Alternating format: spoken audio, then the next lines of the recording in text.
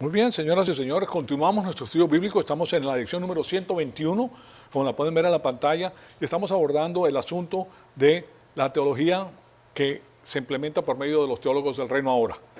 Y lo que estamos haciendo es nosotros estamos quitando pues toda la fachada que tienen enfrente para descubrir que lo que ellos proponen en realidad, verdad, no es lo que está diciendo la Biblia. A nosotros nos interesa lo que dice la Biblia y claro está, para llevar a cabo este proceso que estamos haciendo de descubrimiento tenemos que ir a los versículos bíblicos que son utilizados por los teólogos del reino ahora para poder desenmascararlos.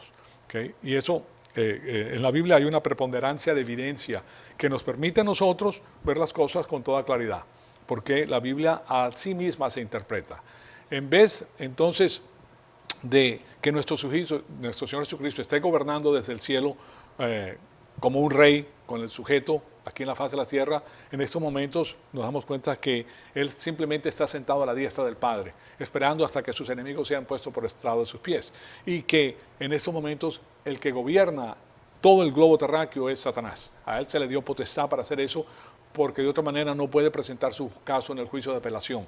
Él tiene que tener las riendas para que él le tiene que demostrar a Dios que él sí puede hacerlo y él no puede hacerlo, porque resulta que los seres humanos tienen una naturaleza pecaminosa y cuando el ser humano se apega al sistema cósmico, al sistema de Satanás, entra en la arrogancia, porque eso es lo que él propone. El primer pecado es el de la arrogancia. Yo seré como el Dios Altísimo. Entonces todos los séquitos de Satanás tienen esa característica, la arrogancia, ¿okay? Y la otra es el odio. O sea, ya sea en religión, ya sea en cualquier cosa que hacen. Entonces, a él se le escapa de las manos porque él está creando pequeños dioses. Y como Dios, tú no quieres ser el segundo Dios, ¿verdad? Tú quieres ser el primer Dios. Tú eres el Dios. Entonces, a él se le escapa de la mano su política. La gente se adhiere a esa política por un periodo de tiempo, pero a la final ellos van a querer hacer lo suyo propio. Entonces, no va a poder hacerlo. Ya Dios sabe esto y claro está que Él lo enseña permitiéndole las riendas a Satanás por un periodo de tiempo. Y después que pasa ese periodo de tiempo se cumple esa fase del juicio de apelación y es quitado pues de la faz de la tierra para hacer otra presentación, la fiscalía, de que el medio ambiente perfecto no es la solución tampoco de los problemas del ser humano. Entonces, Colosenses 1:13 puede estar hablando de un reino universal en vez de un reino davídico. Esa es la diferencia que existe. Porque nosotros hemos visto que Colosenses 1:13 dice, permíteme ponérselo aquí a Colosenses 1:13, lo tengo por aquí, Colosenses 1:13. Quiero ponérselo para que ustedes se den cuenta de lo que dice primero, aquí está. Porque Él nos libró del dominio de las tinieblas y nos trasladó al reino de su Hijo amado. Okay, entonces, de ahí parten para decir que el reino está funcionando en estos momentos, pero hay que hacer la distinción entre los reinos a los cuales habla la Biblia. Y aquí lo que estamos viendo es que hay un reino universal, por un lado, porque Dios gobierna el universo completo, y hay un reino terrenal. El reino terrenal en estos momentos está en la mano de Satanás, pero ese reino terrenal va a estar en las manos del Mesías, el hijo de David, posteriormente. Eso no significa que Él esté gobernando desde el cielo en estos momentos. Lo que sí nos dice es que cuando la persona cree en el Señor Jesucristo, pasa al reino universal de Dios. Ahora Él es parte del lado ganador. Él vino con libre albedrío para tomar una decisión y tomó la decisión. Y ahora tiene una herencia en el reino milenario, en el reino de su Hijo amado. Tiene la salvación eterna, la salvación universal, ¿verdad? Y ahora tiene la entrada al reino milenario de nuestro Señor Jesucristo. Entonces, eso es lo que estamos viendo. Y comencé a citarles a ustedes a Charles Ryrie, que es uno de los profesores eméritos de este seminario teológico de Dallas.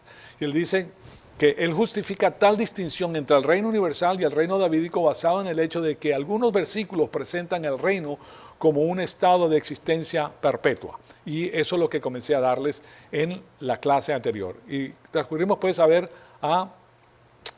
el capítulo de Salmos 93 del 1 al 2 que dice: el Señor reina, vestido está de majestad, el Señor se ha vestido y ceñido de poder. Ciertamente el mundo está bien afirmado y será inconmovible desde la antigüedad. Está establecido su trono, tú eres desde la eternidad. ¿Se dan cuenta? Entonces, y después otros versículos indican que el reino va a ser una realidad futura y en ese caso les di, casi culminando la clase anterior, a Daniel 2:44, que nos dice: en los días de estos reyes y está hablando de los reyes de el periodo final de la tribulación. En los días de estos reyes, el Dios del cielo levantará un reino que jamás será destruido. Ese reino no será entregado a otro pueblo. A otro pueblo, está hablando de aquí abajo, está hablando de los seres humanos, ¿verdad? Que desmenuzará y pondrá fin a todos aquellos reinos, los reinos humanos que existen en estos momentos, y Él permanecerá para siempre. Entonces tiene que estar aquí abajo, gobernando desde la faz de la tierra. Entonces ahí tienen la diferencia. Además, algunos versículos representan al reino como universal en su alcance. Y en eso tenemos a Salmo 103, 19. Dice, el Señor ha establecido su trono en los cielos y su reino domina sobre todo. Okay. Entonces aquí vemos el trono en los cielos, que también es utilizado por el campo de la teología del reino ahora, porque son muy parecidos. Está gobernando desde el cielo el universo entero. El universo, Él gobierna todos los movimientos de todo lo que existe para que se pueda llevar a cabo lo que sucede en la faz de la tierra, que es el juicio de apelación de Satanás. Entonces, es algo muy interesante, mientras que otros versículos representan al reino como terrenal.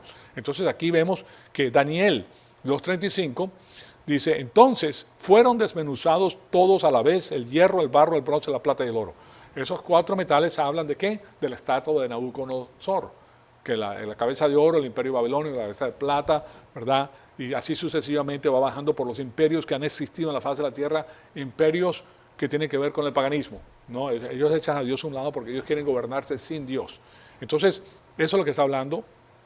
Y quedaron como tamo de eras en el verano. El tamo de eras en el verano es cuando ellos hacían el grano, pues tenían un cernidor, tiraban arriba el grano y el viento se llevaba el bagazo, se llevaba la parte de afuera y que el grano caía. Entonces, a eso se está refiriendo. Y dice, en las eras de verano, y el viento se los llevó sin que quedara rastro alguno de ellos. Y la roca, fíjense aquí está la palabra roca, que había golpeado la estatua, se convirtió en un gran monte y se llenó de toda la tierra. La roca es Cristo, que es uno de los títulos de Dios, como el Hijo de Dios. Y después de esto también tenemos a Daniel 2:44, que nos dice, en los días de esos reyes, el Dios del cielo levantará un reino que jamás será destruido, y este reino no será entregado a otro pueblo, desmenuzará y pondrá fin a todos aquellos reinos y Él permanecerá para siempre. Tal como viste que una roca fue cortada del monte sin ayuda de manos y que desmenuzó el hierro, el bronce, el barro, la plata y el oro, el gran Dios ha hecho saber al rey lo que sucederá en el futuro. Este es el rey Nabucodonosor, a quien se le da la información por medio del profeta Daniel. Así pues, el sueño es verdadero y la interpretación es fiel. ¿Se recuerdan que él no quiso que las personas sabias de su imperio solamente le dieran la interpretación del sueño? Porque sabía que era una cuerda de sinvergüenzas y que iban a inventarse algo, se iban a poner en conjunto y le iban a decir lo que era. Él dice, no, ustedes me van a decir a mí cuál sueño tuve y la interpretación del sueño. O sea, se las puso en China, como dicen. Entonces, era muy difícil. Además, algunos versículos presentan al reino como siendo directamente gobernado por Dios. Y ahí tenemos entonces también a Daniel. Daniel es el que habla mucho de esto porque a él se le dio la información, ¿verdad? Incluso Daniel es el que le da la información a los reyes magos. Él escribe, él era parte importantísima del reino de Nabucodonosor. Y él escribe, él fue como un ministro, fue. Y él escribe las cosas que van a pasar por revelación divina. Y por eso los magos, que eran un grupo de personas, eran astrólogos, astrónomos, las personas más letradas de la época, que sabían que esto iba a pasar, porque él había dejado por escrito que eso iba a suceder. Este señor, Daniel. Bueno, entonces, esta sentencia es por decreto de los vigilantes. Y la orden es por decisión de los santos. Con el fin de que sepan los seres vivientes que el Altísimo domina sobre el reino de los hombres y se lo da a quien le place y pone sobre él al más humilde de los hombres. ¿Y cuál es el más humilde de los hombres? Jesucristo. Él se humilló ante el Dios y hizo la voluntad del Señor. ¿Okay? Entonces, aquí tienen ustedes quién va a gobernar en la faz de la tierra. Pero sí, estamos de acuerdo que la nomenclatura que se utiliza se presta para un poquito de confusión, pero cuando ves los demás versículos y los alineas, te das cuenta que no hay ningún tipo no se puede malinterpretar cuando tienes la información correcta. Hay otros versículos que representan al reino como siendo indirectamente administrado por Dios a través de un agente humano. Recuérdense que inicialmente cuando comenzamos este estudio yo les dije que Dios tiene un administrador teocrático. Y el administrador teocrático del mundo, ¿quién era? Adán. Adán fracasó por hacerle caso a la mujer, que Dios sabía que eso iba a suceder. No estamos hablando de una forma despectiva, derogatoria acerca de la mujer, sino que simplemente recibió un mal consejo, en vez de escuchar a Dios, escuchó a la mujer. Y por eso tomó del fruto prohibido y cayó. ¿Okay? Y de ahí en adelante, pues, viene la fracturación de toda la raza humana, de toda la creación, por esa desobediencia. Entonces, por eso es que el castigo para Satanás es tan fuerte. Todas las guerras, todas las hambrunas, todas las muertes que han habido, se debe a esa causa. Entonces, sí, cuando lo manda al lago de fuego eternamente, no es que simplemente porque se comió una manzana, ¿verdad? A Satanás, sino que él causa que millones, billones de personas sean muertas, sean torturadas, sean llevadas al caos por su política. Bueno, entonces, en Salmo, 2:6 al 9 nos dice, pero yo he consagrado a mi rey sobre Sión. Ahí tienen ustedes lo que ha sucedido. Consagrar su rey sobre Sión está hablando sobre Jerusalén. Está hablando del pueblo judío. Mi santo monte, dice. Ciertamente anunciaré el decreto del Señor que me dijo, mi hijo eres tú, yo te he engendrado hoy, pídeme y te daré las naciones como herencia tuya y como posesión tuya los confines de la tierra. Tú los quebrantarás con vara de hierro, los desmenuzarás como vaso de alfarero. Entonces, aquí tienen ustedes que es el Señor a quien se le da y nosotros conocemos a través de la palabra de Dios que nosotros estamos en Cristo. Nosotros somos parte de Cristo. Él es la cabeza, nosotros somos el cuerpo. De la otra manera que lo pone, Él es el novio, nosotros la novia. ¿Okay? O sea que está hablando de una relación estrecha que existe y que lo que Él tiene nosotros lo tenemos, básicamente. Además, algunos de los versículos representan al reino como en un estado de contingencia.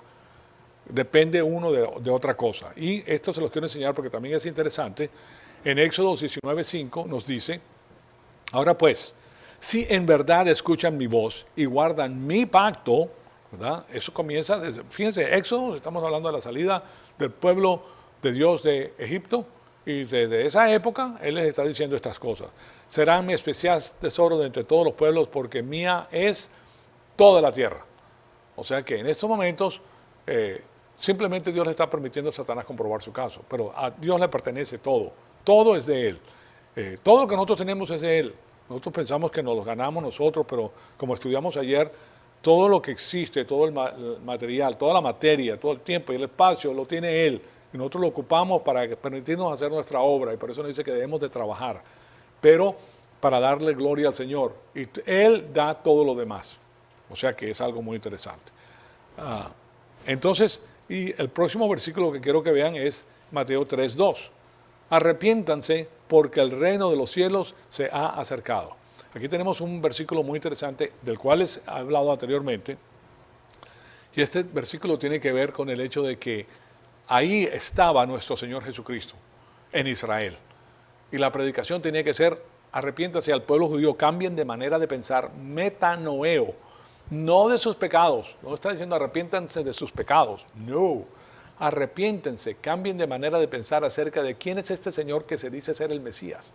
Porque si ustedes creen en Él, van a tener vida eterna. Y eso es algo que es muy importante. También en Mateo 11, 13 al 15 dice, porque todos los profetas y la ley profetizaron hasta Juan el Bautista. Y si quieren aceptarlo, Él es Elías. Hablando de la oficina que tenía Elías, el que había de venir, el que tiene oídos, que oiga. Que está hablando de que una persona tenía que profetizar que el Mesías estaba ahí, y ese era Juan, que tenía esa oficina de dejarles saber a ellos este asunto. Y después también en Mateo 23, del 37 al 39 nos dice, Jerusalén, Jerusalén, la que mata a los profetas y apedreas a los que son enviados a ella. ¿Cuántas veces quise juntar a tus hijos? Como la gallina junta sus pollitos debajo de sus alas, y no quisiste. He aquí, vuestra casa les deja desierta. Esto, nosotros sabemos que las legiones de Tito posteriormente entraron, le hicieron un sitio a Jerusalén, la gente se estaba muriendo de hambre dentro de la ciudad, se formaron pandillas porque no había comida, entonces las personas entraban y saqueaban las casas en pandilla. Y llegó a ser tal la escasez que las mujeres cocinaban a sus propios hijos y se los comían. ¿Okay? Y eso fue una de las profecías que Dios les dio al pueblo. O sea que era algo terrible. He aquí, vuestra casa se les deja desierta, porque les digo que desde ahora en adelante no me verán más hasta que digan, bendito el que viene en el nombre del Señor. Hablando con el pueblo de Israel, y diciéndoles que en el futuro eso va a suceder al final del periodo de la tribulación, cuando ellos se ven rodeados de nuevo por el anticristo y sus ejércitos, y viene nuestro Señor Jesucristo de Bosra, pasa por el desierto, sube por el monte de los olivos y entra por la puerta del este de Jerusalén y salva al pueblo de Israel de la matanza que le iban a proponer los otros pueblos. Recuérdense que en estos momentos el armamento bélico que tiene Israel es impresionante, es la máxima tecnología. Yo creo que ustedes sepan que la máxima teología al día de hoy en lo que concerne a IT, a las cosas como las computadoras y las cosas que son dirigidas por medio de las computadoras, viene de Israel. De Israel salen estos inventos extraordinarios y los Estados Unidos los implementan aquí. Pero ellos tienen equipo bélico que es impresionante. Pero los números de ejércitos y los números de personas que vienen son tantos que se van a ver, o sea, subyugados casi por ellos, por la cantidad que tienen. La palabra de Dios nos dice que ellos pelearán en esa época como leones. Cada uno va a pelear como león, pero son demasiados y tenía que venir el Mesías para salvarlos. ¿Okay? Pero lo que está diciendo es que el Mesías viene a implementar su gobierno después de que a Israel se le caigan las escamas y lloren por el que traspasaron y lo acepten. Entonces el pueblo de Dios lo aceptará y eso es lo que está diciendo aquí. Bendito el que viene en el nombre del Señor. Está hablando del Mesías. ¿Okay? Entonces, sí está hablando de que el reino es terrenal en este caso. Y mientras que nosotros, otros versículos presentan el reino en un estado de existencia permanente y perpetuo. O sea que aquí vemos en un estado contingente que viene en el futuro que estas cosas tienen que suceder, etc. Lo que les estoy tratando de decir es que el reino de Dios, hay dos maneras de verlo. El permanente reino de Dios que gobierna todas las cosas y el reino del Mesías que va a estar aquí abajo en la tierra. Lo que propone el campo del reino ahora es que el reino del Mesías está siendo llevado a cabo desde el cielo. Y eso es un error. ¿Okay? Entonces, y que Él está gobernando todas las cosas en la faz de la tierra. No, Señor. Lo que está haciendo Dios es que Dios está permitiendo que Satanás presente su caso en el juicio de apelación. Y la matanza y las hambrunas y las cosas que pasan es debido a que Él es incapaz de gobernar todo lo que Él tiene. Él no es Dios. Y por eso cuando Dios regrese, Él va a implementar el reino milenario donde Dios iba a estar en la tierra y no va a haber escasez. No van a haber guerras, no van a haber hambrunas, no va a haber nada de eso, que es lo que ocurre durante el periodo del reino de Satanás. Entonces, veamos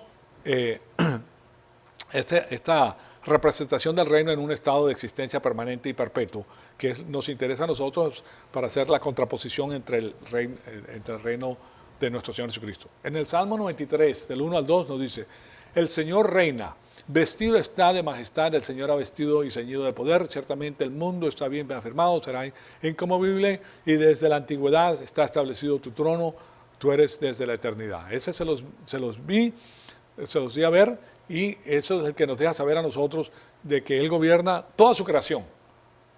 Toda la creación es de Dios, y Él la gobierna toda, Él no permite que una cosa se salga del lugar. Pero lo que nosotros sí sabemos es que Él está permitiendo y le da en estos momentos las llaves de la tierra a Satanás para que pruebe su caso, básicamente. Entonces, de ese modo el reino universal es eterno y comprensivo y bajo el gobierno directo de Dios. En cambio, el reino davídico y teocrático es futurista, terrenal y bajo el gobierno indirecto de Dios. ¿Por qué es indirecto? Porque Él va a tener a su hijo que gobierne. Pero la característica del reino universal es que Él gobierna todas las cosas, personalmente.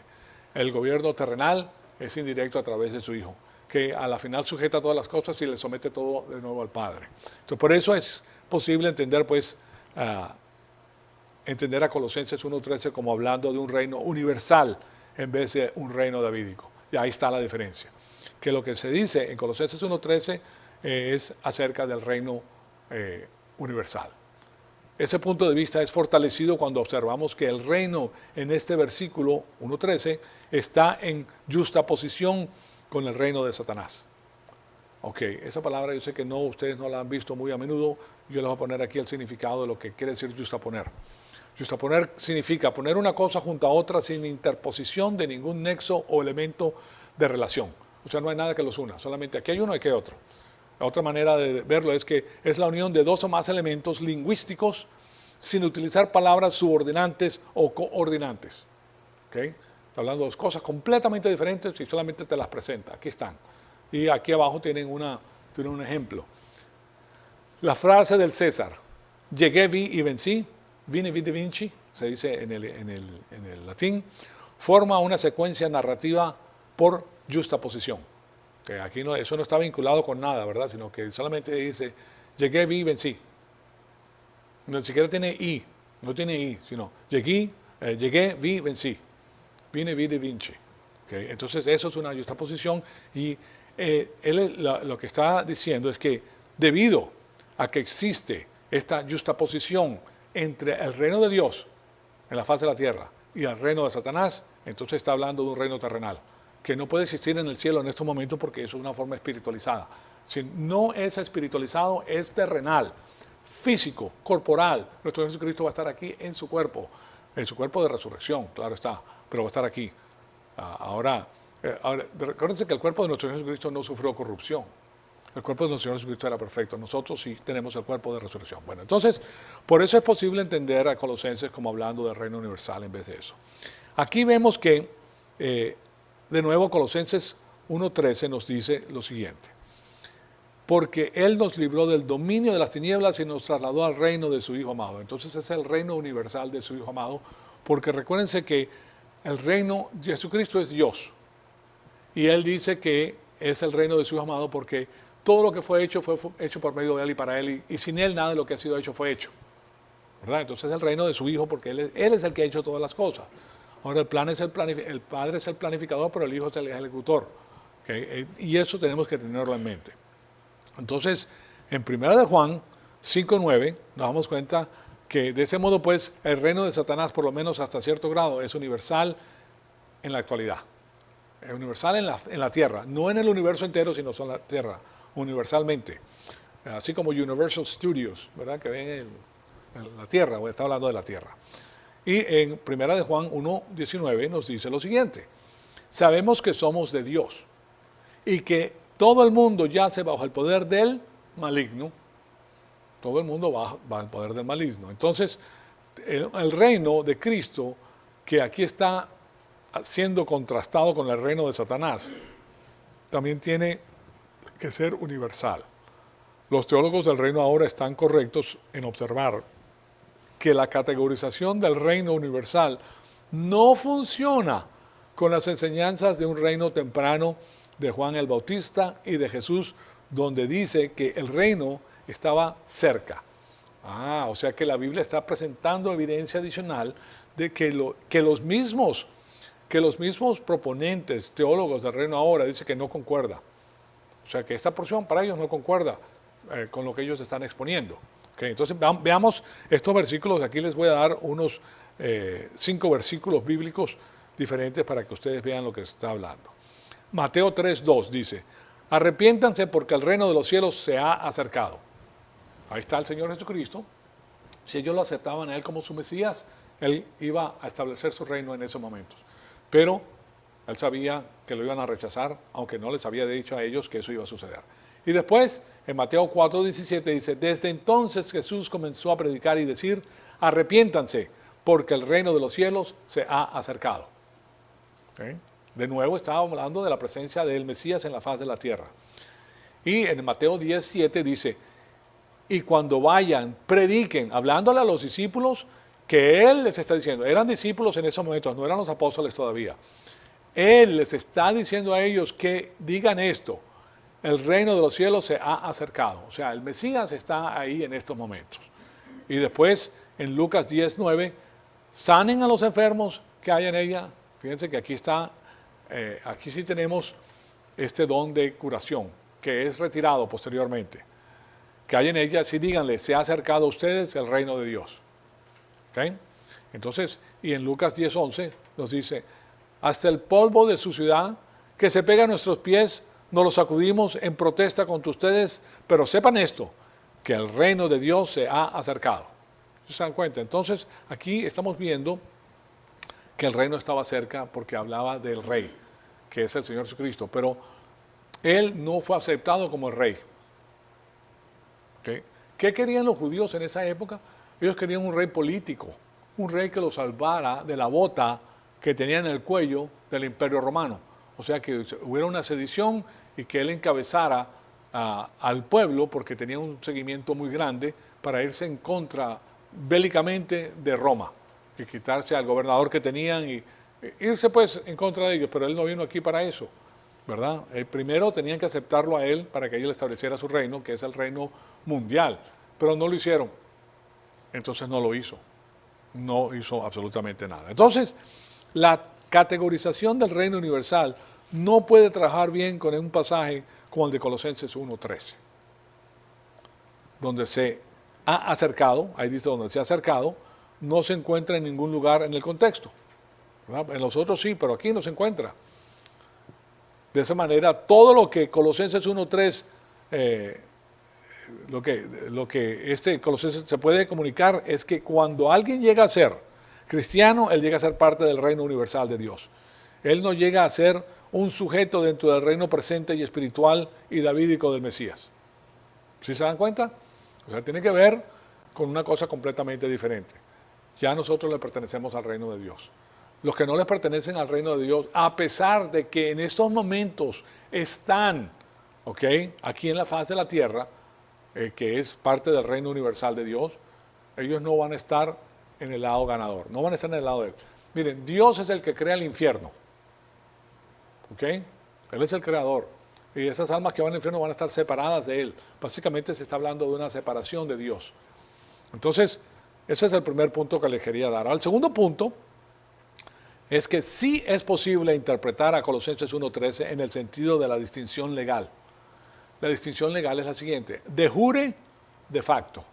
De jure, de facto. Aquí se lo voy a poner porque suena igualito en el español y la diferencia es, estamos hablando ahora del proceso legal.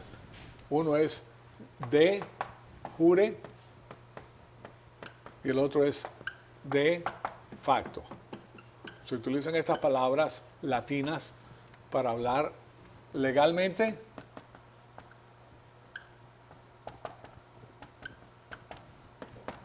y aquí dice de hecho,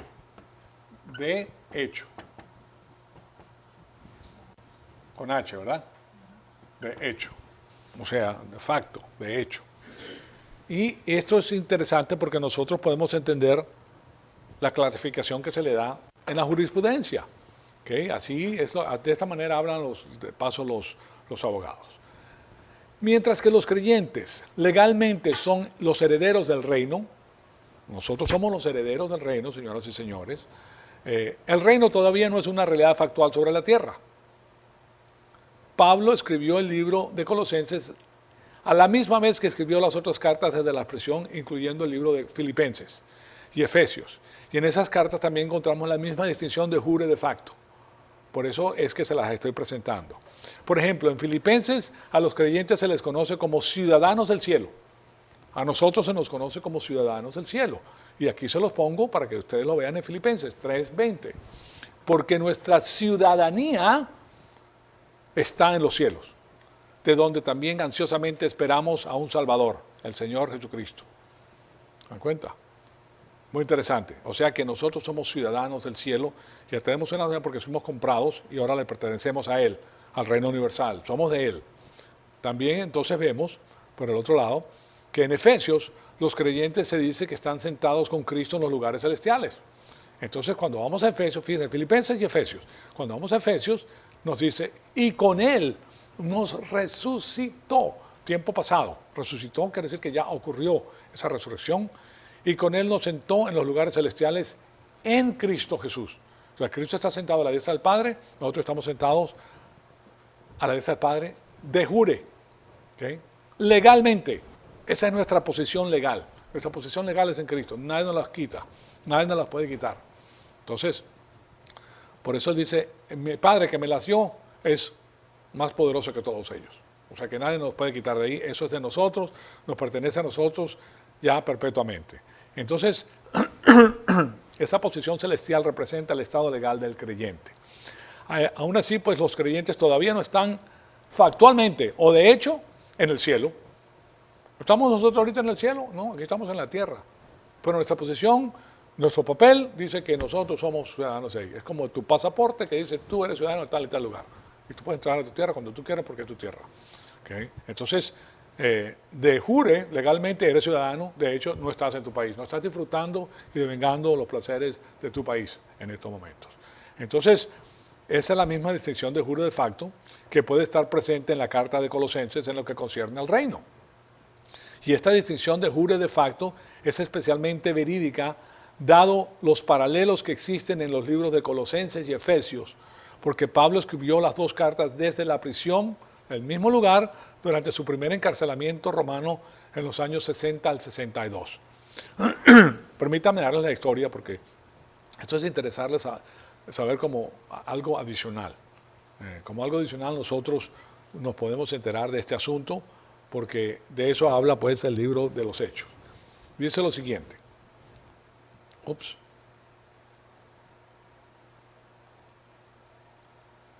Fíjense que me salté uno porque comencé con el 16. Sí, con el 16 es que le comienzo, es correcto. Entonces aquí vemos lo siguiente. Aquí vemos lo siguiente. Permíteme arreglar esto un segundito para no confundirme. Cuando entramos en Roma, el centurión entregó los presos al prefecto militar, pero a Pablo se le permitió vivir aparte. Fíjense ustedes. O sea, para él vivir aparte, dentro del campo de la prisión tenía que rentar un apartamento. El gobierno no se lo pagaba. El gobierno no le daba a él, fíjense en esto, no le daba a él cuidado médico. El gobierno no le pagaba un encarcelamiento. El encarcelamiento estaba ahí solamente para que él se presentara enfrente del juez. O sea que en Roma solamente encarcelaban a las personas, ¿para qué? Para que se presentaran, ¿en dónde? En la corte. Después de que se dictara la sentencia en la corte, no tenían encarcelamiento ya. O sea que no habían cárceles en Roma después que se dictaba la sentencia. A esa persona se le castigaba fuertemente o se le mataba, pero no había cárcel ni había personas que la mantuvieran. Entonces, tampoco se le alimentaba en las cárceles. O sea que la cárcel no le daba alimento a los prisioneros. Hoy en día tenemos que eso tiene que ser una comida especial, tiene que tener dietéticos especiales, tiene que tener cierta comida que mantenga la salud del individuo, tiene cuidado médico espectacular, ¿verdad? Con lo último, con lo máximo, tienen televisión, tienen gimnasio, tienen de todo, y nosotros pagamos eso. Aproximadamente vale $60,000 por cada persona que está encarcelada. En vez de, por ejemplo, pagar que una persona que comete un homicidio, esa persona debe morir según la ley. No, aquí queda vivo por 30, 40 años en una vida espectacular y cada año cuesta $60,000 que nosotros pagamos con nuestros impuestos. Es un derroche de dinero. ¿Se recuerda que yo les hablé acerca del derroche del dinero cuando un gobierno no se apega a las leyes de Dios? Bueno, esta gente entendía el asunto y no tenía prisioneros, solamente estaban las personas ahí esperando su juicio. Y a él se le permitía, porque no era un prisionero que se iba a escapar, que él tuviera su propio apartamento. Entonces, por eso dice, se le permitió vivir aparte con el soldado que lo custodiaba. El soldado que lo custodiaba estaba atado a él, esposado con él, o sea que él no se iba a escapar. Y ese hombre, yo estoy seguro que se salvó porque se turnaban pues para estar con él. Pero él estaba escuchando porque tenía la libertad de que vinieran personas a visitarlo a su casa, a su apartamento. ¿Okay? Entonces, y aconteció que 3 días después convocó a los principales de los judíos cuando se reunieron los hermanos, sin haber hecho yo nada contra nuestro pueblo ni contra las tradiciones de nuestros padres. Desde Jerusalén fui entregado, preso en las manos de los romanos, los cuales, cuando me interrogaron, quisieron ponerme en libertad, pues no encontraron causa para condenarme a muerte. ¿Okay? Yo creo que sepa que él está hablando y al lado tiene ¿quién? Tiene a el soldado con él. O sea que el soldado está escuchando todo esto. Después de eso, él dice lo siguiente, y de paso quiero hacer esto aquí de nuevo un momentito para mantenerme en el lugar que le corresponde. Le dice, pero cuando los judíos se opusieron, me vi obligado a apelar al César. Cada ciudadano romano tenía derecho de apelar a la autoridad suprema. Es como apelar a la Corte Suprema en los Estados Unidos. Ahora, eso se demora un montón de tiempo porque resulta que el César está muy ocupado para oír los casos. Y si no quiere escucharlo, pues te quedaste en la cárcel. O sea que podías tener un encarcelamiento de mucho tiempo. En el caso de él, 2 años esperando que el César escuchara su caso. ¿Okay? Pero después que escucha su caso y él sentencia, se acabó el encarcelamiento, o le dan 20 latigazos o algo le van a hacer a esta persona o lo matan. Punto, se acabó. Pero no habían cárceles, no existía tal cosa. Entonces él dice, me vio obligado a apelar al César, pero no porque tuviera acusación alguna contra mi pueblo. Por tanto, por esta razón he pedido verlos y hablarles, porque por causa de la esperanza de Israel llevo esta condena, esta cadena. Bueno, ustedes saben que él no le hizo caso al Espíritu Santo y él se fue a Israel a predicar el Evangelio de todas maneras porque él quería mucho a sus hermanos, pero resulta que el Espíritu Santo le ha dicho, no lo hagas, tú eres ¿qué? El apóstol de los gentiles. Pero él no hizo caso, se fue y terminó en la cárcel, pero Dios utiliza todo esto para que él pueda escribir estas 4 epístolas que escribe, aquí les menciono 2 de ellas. Y ellos le dijeron, nosotros ni hemos recibido cartas de Judea sobre ti, ni ha venido aquí ninguno de los hermanos que haya informado o hablado algo malo acerca de ti. Pero deseamos oír de ti lo que enseñas, porque lo que sabemos de esta secta es que en todas las partes se habla contra ella. Le llamaban a la cristiandad la secta. La cristiandad es otra, fíjense, el nombre Mesías en el griego es Cristo. Nada más. Entonces, esto es una secta mesiánica, porque ellos no querían aceptar a Jesús como su Mesías, pero él sí lo aceptaba, él sabía que Jesús era el Mesías, pero los habían tildado ya de secta, que es lo que hacen los religiosos para que te tildan de secta. Se habla contra ella. Y habiéndole fijado un día, vinieron un gran número a donde él posaba, y desde la mañana hasta la tarde les explicaba, fíjense, les daba clase todos los días, les explicaba testificando fielmente sobre el reino de Dios. Ahí viene la palabra fielmente, la fidelidad. Y procurando persuadirlos acerca de Jesús tanto por la ley de Moisés como de los profetas.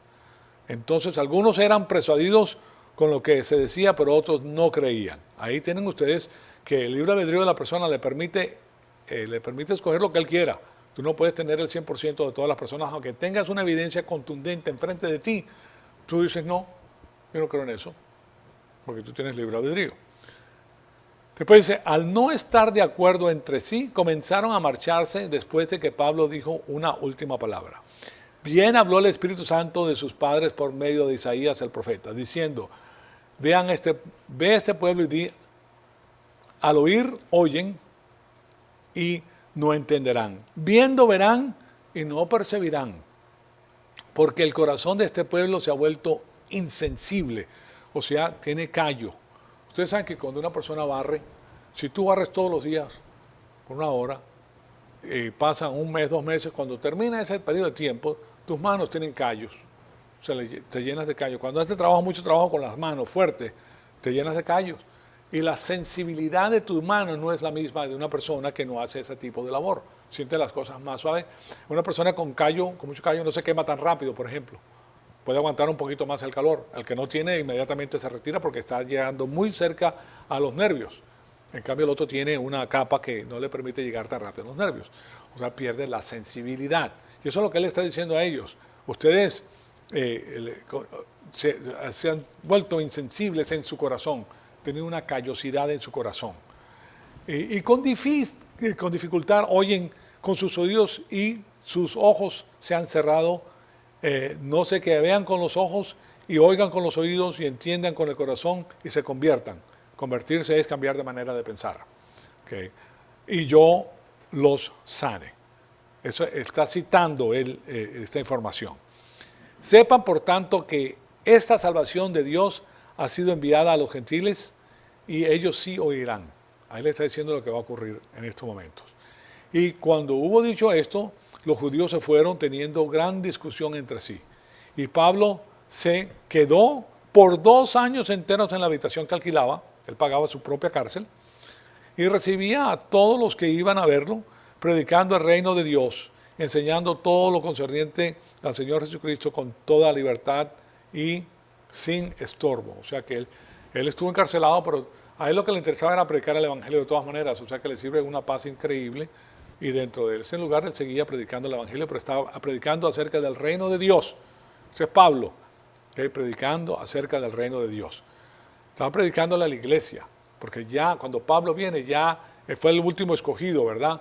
Ya nuestro Señor Jesucristo había muerto. A Pablo se le aparece Dios O sea que Él está hablando ahora con este pueblo, le está diciendo que aquí ha comenzado una novedad y que el reino de Dios ha sido postergado para el futuro. El reino terrenal de Dios. O sea, no el reino universal que siempre está vigente.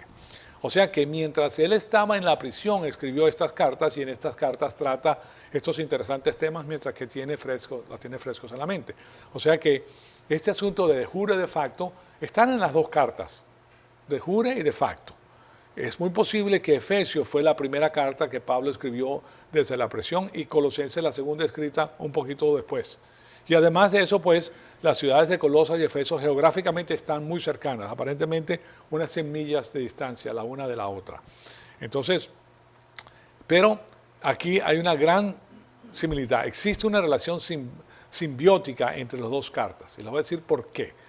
Colosenses,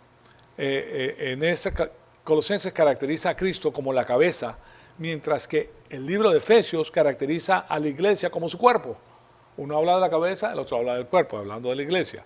Y todo esto para decirles que que existía pues la distinción de jure y de facto en las dos cartas. En Efesios, en lo que concierne a la posición del creyente en el cielo. Ahí vemos en Efesios 6:2 de nuevo, aquí se las pongo, la posición del creyente en el cielo, y con él nos resucitó y con él nos sentó. Está en el pasado, fíjense. En el momento que tú creíste, fuiste resucitado y fuiste sentado en los lugares celestiales en Cristo Jesús, porque nosotros sabemos que Cristo está a la diestra. Y también existe en Colosenses en lo que concierne a la posición del creyente en el reino terrenal, que va a venir en vez de ser sujetos de un reino espiritual davídico, que supuestamente está aquí presente. Entonces, este punto de vista posterior es fortificado cuando observamos que Pablo menciona el reino junto con su discusión de la herencia del creyente, porque nosotros tenemos la herencia. El versículo que le precede dice lo siguiente, y aquí tienen ustedes lo que está haciendo el apóstol Pablo. En el Colosenses 1:12, que precede al de 1:13 que estamos estudiando, dice, dando gracias al Padre que nos ha capacitado para compartir la herencia. Y la herencia, ahí se las puse la palabra en el griego, kleros, para compartir la herencia de los santos en luz. Nos está diciendo que nosotros tenemos una herencia. Señores, no permita que Satanás le robe la herencia. ¿Cómo permitimos que Satanás nos robe la herencia? No haciendo caso del Evangelio. Nosotros no solamente aceptamos la sangre del Cordero, sino también aceptamos la mente de Cristo. La mayor parte de los cristianos, como le he dicho, aceptan la sangre de Cristo, pero rechazan la mente de Cristo. Y la mente de Cristo es la que te da todas las ventajas del mundo. Entonces, en el mundo en que vivimos. Entonces, aquí vemos que la noción de una herencia transmite la idea de un beneficio legal que alguien tiene en la actualidad. Que algo, pues, tú estás puesto cuando una persona muere, se abre ¿qué? Se ha escrito un documento. ¿Cómo se llama ese documento? ¿Ah? El testamento. ¿Okay? Ese testamento tiene tu nombre como heredero. O sea que legalmente tú eres el heredero. Si no se cambia, o sea, si está escrito, tú legalmente eres el heredero de esa propiedad, de las propiedades que ahí están descritas. Pero de hecho todavía no la has tomado. Tú no has tomado eso como tu propiedad en este momento porque tiene que pasar por el problema jurídico, tiene que pasar ciertas cosas. Entonces, a pesar de que no puede disfrutar o poseer ese beneficio, sino que debe esperar un periodo de tiempo para hacerlo.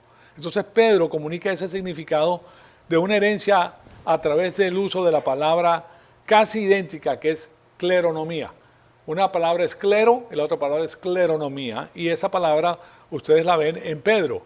En Pedro 1:4 dice, para obtener una herencia, la cleronomía. ¿Y qué dice que es esa herencia? Incorruptible, inmaculada y que no se marchitará, reservada en los cielos para ustedes. Señores y señores, yo quiero concluir ahí porque quiero que tengan en mente que nosotros tenemos una herencia. Ahora, en el cielo tenemos la herencia, pero hay una segunda herencia y es la posición que tenemos en el reino milenario que es eterna. Cuando hablamos de inversiones terrenales, yo sé que las personas si tienen un poquito de dinero les gusta invertir, o ya sea en un terrenito o vas a invertir en algo que te produzca posteriormente. Pero la inversión máxima que nosotros podemos hacer es mantenernos fiel con la palabra de Dios, porque esto es eterno. Ahí nos lo está diciendo. Ustedes tienen una herencia inmaculada, incorruptible, que no se marchitará, reservada en los cielos para ustedes. ¿Ok? Ahí concluimos. Amado Padre, te damos las gracias por el privilegio que nos has dado de escuchar tu palabra. Te pedimos que el Espíritu Santo nos siga retando, Señor, para seguir creciendo, para conocer todas estas cosas que son tan importantes para nuestra vida espiritual. Nuestro deseo es glorificar a tu Hijo amado, nuestro Señor Jesucristo. Y por eso, pues, estamos pendientes de tu palabra, queremos crecer espiritualmente y queremos tener la máxima producción espiritual que tú deseas de cada uno de nosotros. Te pedimos entonces todas estas cosas en nosotros para la gloria y la honra de tu Hijo amado, nuestro Señor Jesucristo. En su nombre te lo pedimos. Amén.